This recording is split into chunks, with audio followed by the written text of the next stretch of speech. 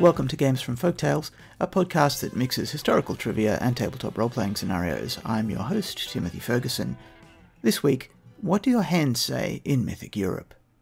In role-playing games, spellcasters generally make arcane gestures with their hands. In Ars Magica, spells are easier to cast if the character can make sweeping gestures. Spellcasting with subtle gestures is a hindrance, and casting without gestures deeply limits a magician's power.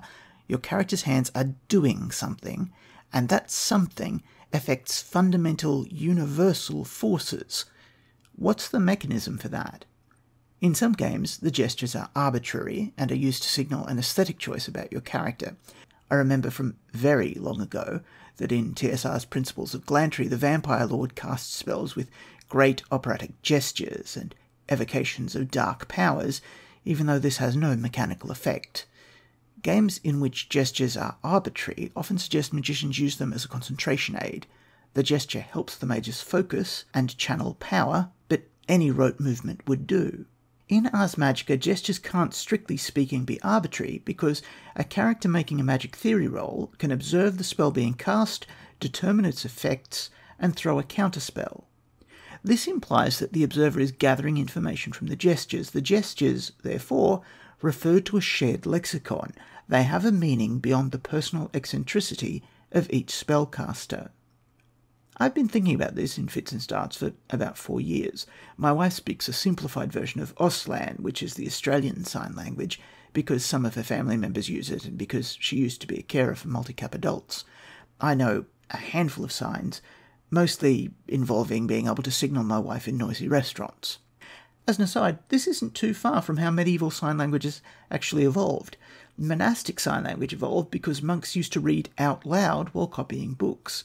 This made rooms with multiple copyists so loud that a sign language developed to allow communication by a method less disturbing than shouting over all the other copyists. This is also why libraries today have chorales. Chorales are small soundproofing booths designed for copyist monks. So, Magi can understand each other's signs. Why? We know they don't need to be able to understand each other's languages. There are quite a few Magi who cast spells using Greek instead of Latin, and some characters use even more obscure languages. I'd argue that the signs are not for communication with other Magi at all. In Realms of Power Magic, we learn that each spell is actually completed by an airy spirit from the magical realm. The ability to cast spells is the ability to create, or to cajole omnipresent, spirits. Spirits naturally understand all human languages, which gets them over the Greek, Latin, Gaelic divide in spellcasting. I'd argue that the hand gestures are intended as communication with airy spirits. Magi watching them understand the signs because the spiritual language isn't arbitrary. It's part of the underlying structure of Mythic Europe's reality. This also explains how Magi can botch spells. In the current rules, Magi can fail at spellcasting so spectacularly that they're harmed by the attempt. The most profound form of harm is called Twilight, which is where they slip for a time into the magical realm. This draws them closer to that realm, so eventually they are pulled into it forever. It's never been clear how botching works. If the magus just gets to make up the gestures and words, then it can't be mispronunciation or a failure of performance that triggers the botch. Magical items can't botch, so the process of channeling mystical energy is predictable to the point where it can be mechanized. Spellcasting botches must be an internal failure within the magus to process magical energy. I'd posit that Twilight occurs because the magus has used the wrong hand gestures. Twilight experiences are nature's way of debugging the magus so that he stops spewing broken code at airy spirits. Many Magi come back from Twilight with enhanced powers, precisely related to the target of their failed spell. To me, that sounds like the magus has been altered so that he stops damaging reality. Can non-Magi understand the signs? I'd argue that they can, particularly if they were raised in a magical environment. Further, I'd argue that just as some children raised by fairies have a skill in negotiating fairy courts, children raised by airy spirits make better spellcasters because their native language is spellcasting sign. There are some communities where sign was the common language. Martha's Vineyard, for example. it seems possible that in a covenant with people from all over Mythic Europe, an agate of natural signs may devolve out of the signs that the Magi use. In discussing natural sign, we need to note that American Sign Language, which is the sign language most familiar to most Ars Magica players, is a bit unusual. Early in its development, and I hope you'll pardon a vast oversimplification here, modern sign languages received a lot of criticism saying that they weren't true language, but just a type of mime. Speakers of some languages, such as Auslan, just kept on with natural signs.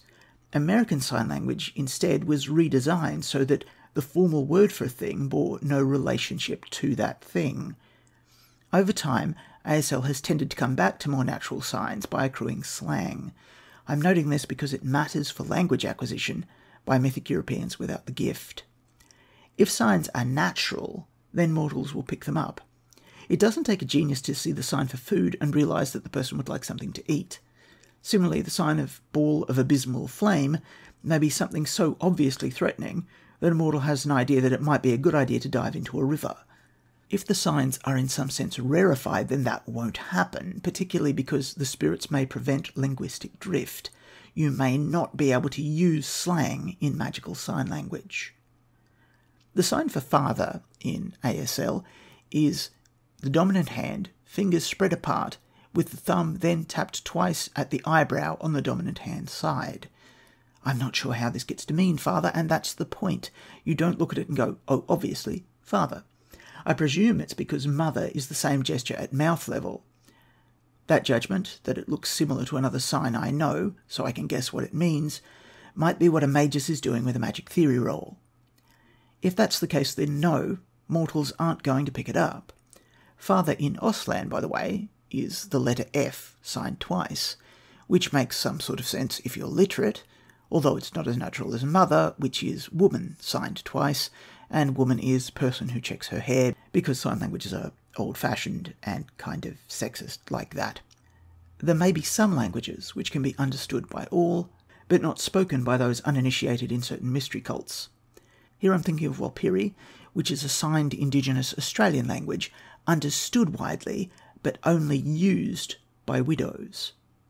There are a few added areas this theory needs to cover. How is gestureless magic possible? How is performance magic possible? Is there a relationship between the written form of sign language and the process of enchantment, which explains why devices don't botch? Just to clarify that for any other Australians listening, Americans have several written forms of sign language, whereas Australians just use English. American written sign language is a choreography of the hands, is an interesting choreography of the hands, and I'd encourage you to look it up. Final fun note, it turns out that there are two dialect words for magic in Australia. My local dialect uses a sign for magic which also means ghost. The nationwide sign, in comparison, doesn't mean ghost, but it also means fashion or fashionable, for which I want to say they mean glamorous. And I'd argue that that one's better for fairy magic, whereas my local one is better for necromancy. The ASL sign is slightly funny. It's a two-handed waggle with finger flick that looks like a stage magician.